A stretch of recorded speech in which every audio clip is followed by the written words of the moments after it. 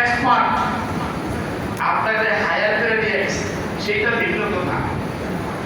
আপনি কোনো বিষয়ে এক্সপার্ট, আপনাকে হায়ার করে দিয়ে গেছে, আপনি বলছেন আমি সপ্তাহে 2 ঘন্টা সময় দিব, আপনার 2 ঘন্টা অনেক কাম, সপ্তাহে 2 ঘন্টা এইভাবে দেওয়ার পরে মাসে আপনার 2 লাখ, ওইটা আপনার ওই যে বিশেষত্বর কারণে হয়েছে।